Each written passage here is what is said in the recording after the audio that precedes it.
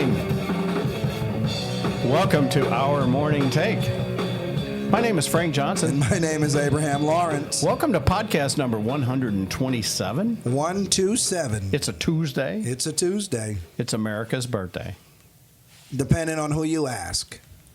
Well, I think anybody. Yeah, well. It's America's birthday. It is America's birthday. We that signed is the true. But some Declaration people, of Independence. Yeah, some people don't celebrate that, though. On July 4th, 1776. Yeah, but a lot of people don't celebrate it. Do you know what I heard not too long ago? I'm a big, for most people that know, and they probably wonder why I'm a pastor and I can actually say this, but listen, I love a lot of videos on TikTok. There are really some good stuff out there. There really is. Yeah, stop it, Abe. What? I didn't say anything. I know, but we have live video now, so they actually see your face. I mean, listen, you like TikTok, hey. Here's the thing, though. You know, there's some old stuff out there that people don't hear anymore, and there's this guy that used to be on the radio that I got to listen to every single day at noon, and his name's not Rush Limbaugh, okay, because that's the last 20 years or so. Right. Before him was this dude called Paul Harvey. Okay. He used to come on at noon. He would give you the news, and at the end of the news, he would give you the rest of the story. And it was always something pretty cool. Is he a local guy? Paul Harvey, I believe he's in the Chicago area. That I caught him on WLS, but you know, when I was a kid. But he was syndicated, so he was all over. But his accent is definitely Midwest. He's definitely from someplace in the Midwest. He was giving this whole thing. I probably should have took notes and gave it to you, but he was talking about the Declaration of Independence, and he was talking about these guys that signed this piece of paper. Now, look, we can berate all we want these white landowners and the hypocrisy that was going on and the racism that was going on in our country. You guys know back in February during Black History Month, I read some stuff from, what was his name? Frederick Douglass. Frederick Douglass, good, thank you. Frederick Douglass, about how hypocritical we are as an American society on this day that's supposed to be free for everybody. However, you know, there is a flip side to this. And when Paul Harvey was given the story, I was listening to the story, it kind of reminded me that these were good men. Now, they grew up in an environment that was totally different than what we see today. So I'm not saying what they did were right. Please don't write me letters. I'm not. But what I am saying, though, Abe, they were really putting their life on the line to sign this. Do you know that every single one of those men were extremely wealthy? They had life made. Why do they sign this document? Why do they do this? Because you know what? Living the way they were living right then, they would have lived a good long life. They would have made a ton of money. They were all well off. They had great mansions, great fields, and life was good. But they did not like this whole idea of the taxation coming from the English. They didn't like King George's tyranny. They wanted religious freedom.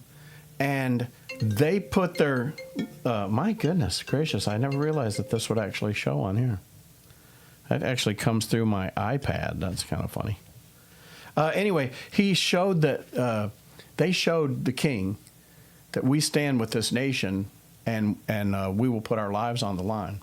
And Paul began to go down the list. It was like listening to the disciples. They were all martyred for their belief in Jesus Christ. Do you realize that almost everyone on that thing died a horrible death, left with nothing? They literally lost everything that they had. Cornwallis actually was staying in one of those guys' houses that was signed on there, and he told George Washington to go ahead and bomb it because, you know, they had the cannons. He said, go ahead, and it destroyed his whole home. These guys believed in what they signed, and they wanted it to happen, and they gave everything that they had to make sure that it happened. And John Hancock especially, with that great big signature, he's like, the king won't need his glasses to see this. But you see what it was a real judgment against John Hancock. And he had all these seafaring ships that did trade with England. You know what happened to that? They burned them. They sank them to the bottom of the Atlantic. Wow. They're done. The guy lost everything that he had. So just listening to every one of these stories just made me understand how much they paid the price for freedom. Interesting. Yeah, so no matter how you think about, you know, and like I say, we can look at it in the form of race and that kind of thing, and I totally get that. And they were all white, you know, landowners, and they all had slaves, every single one of them, George Washington included. Every single one of them had slaves.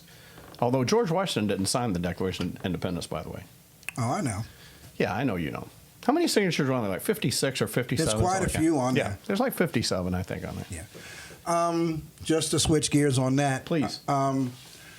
It was, considering the time period that my dad grew up in, 4th of July is probably one of his favorites. You know, my dad served in the military, and I just have vivid memories of just doing things on 4th of July, having big parties and so on and so forth. But a lot of people frown on that if you're African American. Like, how could you celebrate that holiday and so on and so forth? But, you know, like you said just now, a lot of that stuff that, you know, occurred with these signers, people don't know about. Yeah. They don't know about it. And look at Frederick Douglass. He was such a great example because even though he blasted us with our hypocrisy, he loved our country. He loved the nation. He just wanted freedom for everybody. Yeah, same thing with my dad. I mean, he never met a stranger. He could have easily said, hey, listen, these are the things that I went through during the struggle, and we want you to stay away from certain things. But they never, ever said that. Douglass traveled abroad. He could have stayed in England or France, where, you know, black people were way more accepted in both those societies. Yeah. But instead, he came back home because this is his home. He said, "This is America is the greatest country on." Oh, it is. No matter how you slice it, no matter, you could pick any city in this country. You know, there's hypocrisy, there's racism, there's whatever you can name. It's still the greatest country in the world. Yeah, the greatest country in the world, no matter how you slice it. All right. Yeah. So that's our 4th of July tribute. Yes. We had just a couple of things that we wanted to finish up in Genesis, didn't we? Did we not? Yes. Yeah, Rebecca was talking to Isaac about those daughters of Heth. Yeah, okay. And we were some fireworks were going off, I think, in that living room. Yeah, so is there an issue with the Hittite women? Because I don't think it's because they don't know how to cook and clean. I just think that there has to be something specific that what's her name? Rebecca doesn't like. It's just not, oh, they can't cook, they can't clean. It's got to be something like, oh, you shouldn't have married these women.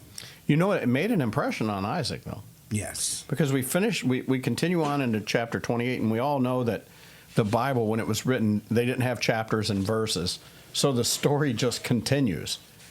You know, what good will my life be to me, Rebecca? So, the word in the NASB, chapter 28 starts with, so Isaac called Jacob and blessed him and charged him. So, there's a lot of different blessings. But here's just another blessing. I think Isaac says, it's like a good piece of advice from the old man. Let me give you a good piece of advice. First things first. When mama's happy, everybody's happy. Okay, so let me tell you something. Do not take a wife from the daughters of Canaan. He didn't even bother with the whole Hittite thing or just stay away daughters from all of Heth. Please. Whoever had he just says get away from all of the daughters of Canaan. Yeah, don't even fool around with none of those chicks. Yeah, go to Padan Aram, to the house of Bethuel, which also is a name of God, your mother's father, and from there take to yourself a wife from the daughters of Laban, your mother's brother. So a lot of people think that Rachel was the one that sent Jacob away, and Jacob goes riding off while Esau's, trying to kill him, and Jacob's yelling back, "But you sold your birthright." Esau's like, "I'm going to kill you when I see you, dude." No, I think he went out gracefully. I think he just was like, you know what? I'm not even going to try to make amends with him. I'm just going to get out of here. Actually, Esau answers it in the scripture. I'm waiting for the old man to die. I'm not going to start any problem. And I think Jacob knew that. It's like, okay, well, because Jacob don't strike me as a type who like, you want to go outside. He don't strike me as that guy. But you know what is sad though? Because you know how sad you would be that if you weren't at your dad's funeral. Oh yes. Isaac is sending Jacob away now. Go. Yep. And he does, and he doesn't get to see his dad pass. Yep. So there you go. Take a daughter from the wife of Laban. May God Almighty bless you and make you fruitful and multiply you that you may become a company of peoples. Man, does Isaac even know what his son Jacob is going to be? He doesn't even know that his name is going to be changed to Israel, and he will be the father of the Jews. How about that? May he also give you the blessing of Abraham. So once again, he refers to this covenant between Abraham and God. To you and your descendants with you, that you may possess the land of your sojournings, which God gave to Abraham. So basically, the seed comes through Jacob, not Esau. And that's what God predicted. Isaac sent Jacob away, and he went to Padan Aram. So there is. See, that's why I said he already left. Esau saw that Isaac had blessed Jacob and sent him away to Padan Aram and to take himself a wife. And that he blessed him, and he charged him, saying, "You shall not take a wife from the daughters of Canaan." And that Jacob had obeyed his father and his mother and had gone to Padan Aram. So I just realized something, that Rebecca is of Syrian descent. Rebecca, Yeah, do you see what they just do? What does verse 5 say in your version? verse 5 says, then Isaac sent Jacob away, and he went to Padan Aram, to Laban, son of Bethuel, the Aramean. Oh, so Aramean. So in the King James it says Syrian. That's interesting. Aramean. Listen, that is the land of Syria, which is where that is. But that's why the Middle East is such a mess, because they're all related. It isn't like they should be enemies. They all should be brothers. Yeah. Oh, absolutely. But instead, they hate one another. Yeah, it's crazy. Well, it's because of stuff like this. Esau feels like what Jacob did was wrong. He tricked him. All right? He connived the blessing out of his dad. He's never going to forget that. And here we are, thousands of years later. There's still plenty of families that are like, yeah, he should have never done that. So Esau saw this.